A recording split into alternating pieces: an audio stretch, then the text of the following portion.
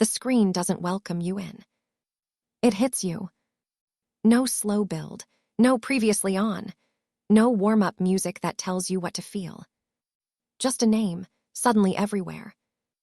And a rumor already moving so fast that by the time you hear it, it feels like it's already decided. And that's the scary part. Because in stories like this, it's not the allegations that do the first damage. It's the speed. It's how quickly the internet turns uncertainty into certainty, before anyone involved has even figured out what's real, what's exaggerated, and what's being weaponized for clicks. According to circulating online reports, Yandy allegedly went live on Instagram. And the reaction was, oh, she's finally speaking. The reaction was, why her? Why now? And why does this feel like a turning point? People claim she didn't sound cautious. She didn't sound like someone trying to smooth things over. Viewers who say they saw it describe a voice that sounded tired, then furious, then controlled, like someone who had spent too long watching their life become content for strangers. And if the internet thought it had already reached peak chaos, this moment, allegedly, dragged the entire story back into the spotlight and flipped it from the inside out. Because the alleged message wasn't a gentle correction. It was resistance. And resistance is disruptive, especially to a narrative that has been rolling forward like a train with no brakes. Hear how it always starts. Not with paperwork. Not with a clear statement. Not with anything that would hold up under pressure. It starts with fragments. A clip. A caption. A screenshot with no original link. Then it becomes, people are saying. Then it becomes, sources claim. Then it becomes, everyone knows. And somehow, without anyone noticing, speculation transforms into a verdict.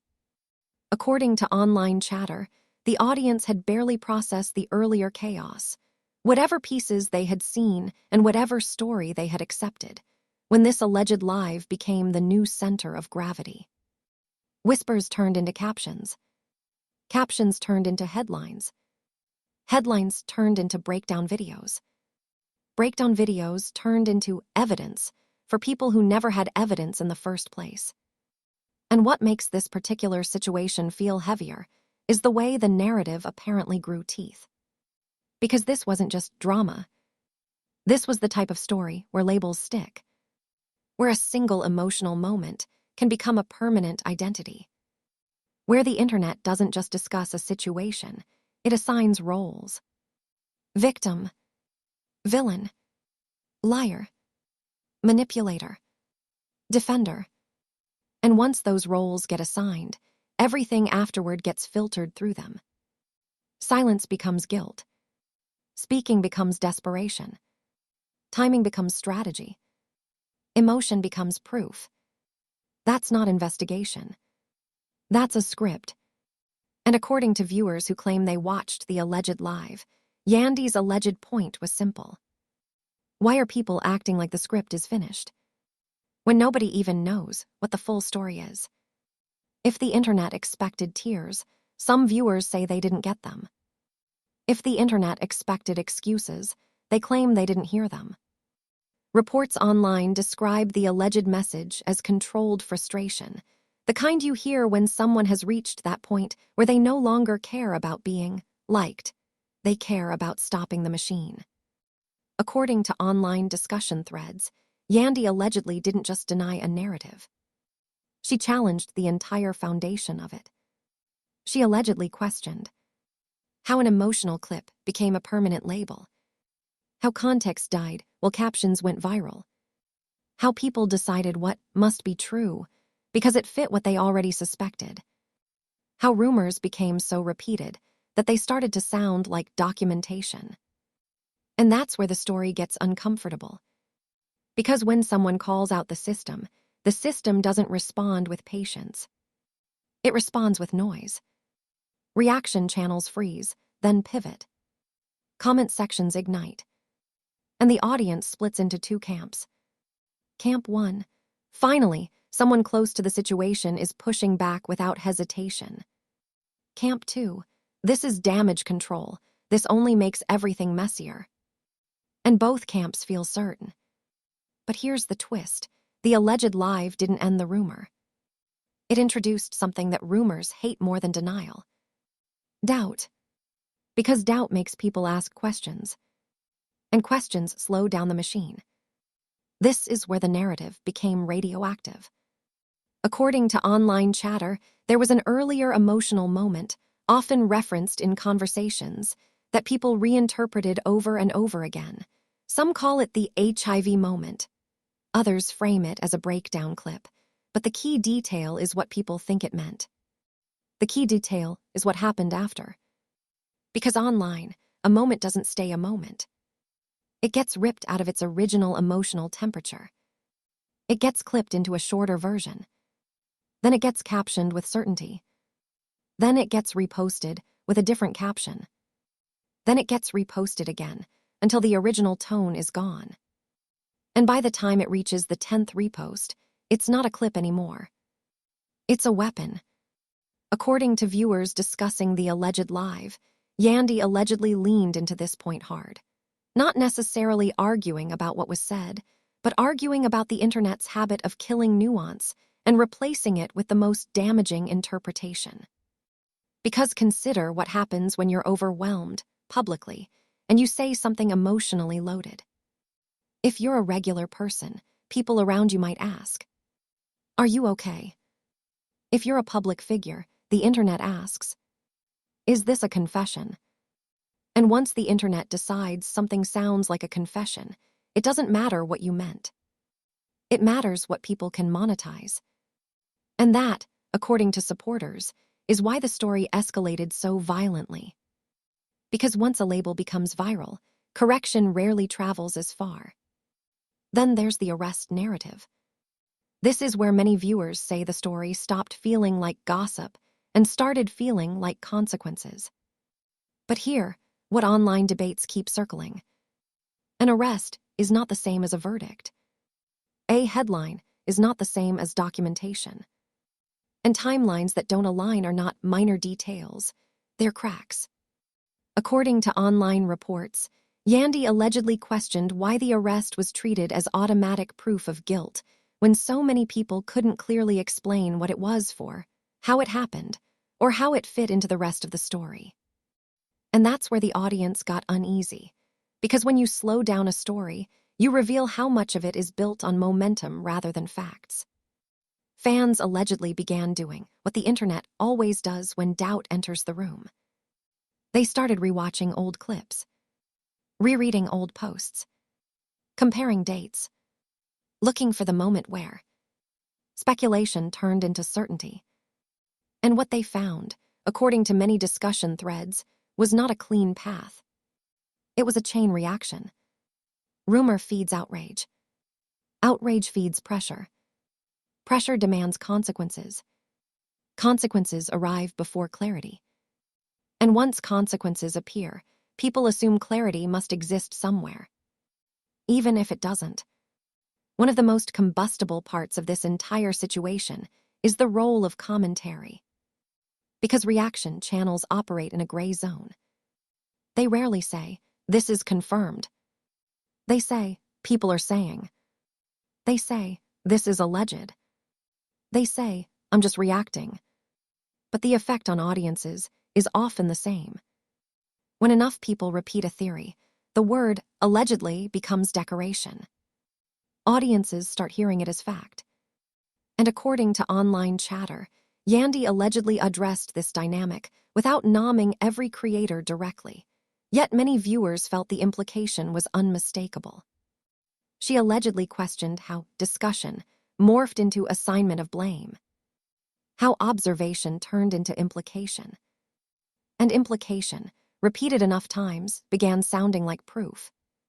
Some viewers claim she said something along the lines of, "Words don't stay where you put them anymore. They get copied, captioned, monetized, and returned heavier than they left." And if that's true, it hits hard because it's not only about this story. It's about the internet as a machine that rewards speed, outrage, and certainty, and punishes patience, nuance, and restraint.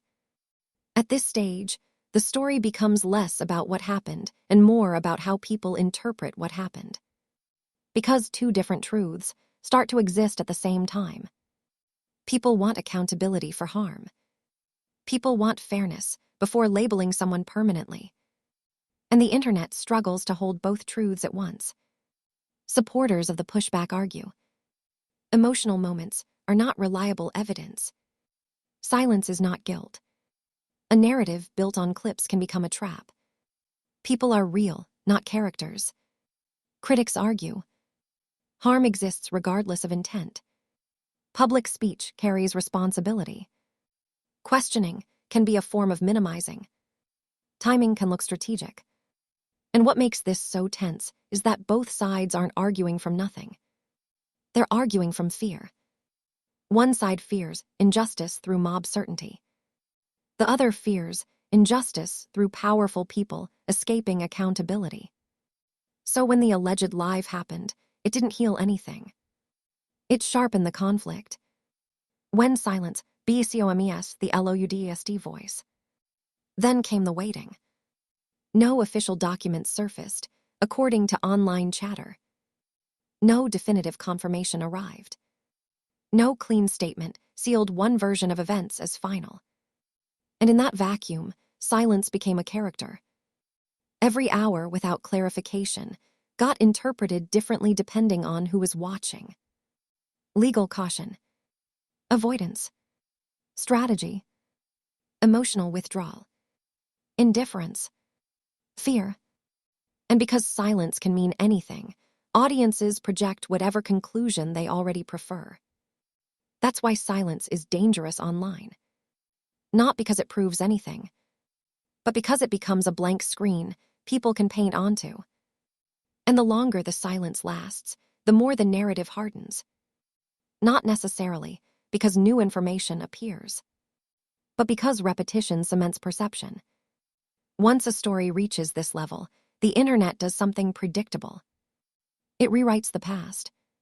People rewatch older interviews, casual interactions, smiles, pauses, laughter, and suddenly everything becomes suspicious.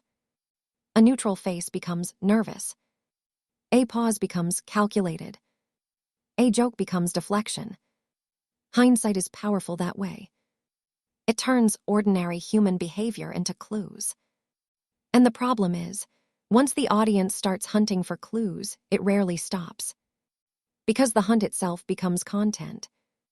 And content becomes money. And money ensures the story doesn't die. Here's the part that most people don't admit. Resolution is boring. Uncertainty is addictive. Because uncertainty invites participation. It invites theories. It invites sides. And sides create identity. I'm team. I'm not fooled. I always knew. You're blind if you don't see it. That's why stories like this can outlive the people involved. Because eventually, the story isn't driven by new information. It's driven by interpretation. Then by loyalty. Then by ego. People aren't refreshing to learn what's true anymore.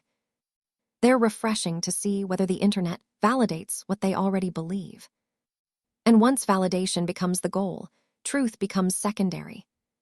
According to online discussion threads, the alleged live didn't clear everything up. But it did something more subtle and more disruptive. It made certainty wobble. People who sounded confident started adding caveats. Creators started choosing words more carefully. Audiences who once demanded punishment started demanding clarity. And even critics who didn't buy the pushback admitted something felt different. The narrative no longer felt one-sided. Doubt entered the room. And in viral drama, doubt is a grenade. Because the internet runs on confidence. And doubt is the opposite of confidence.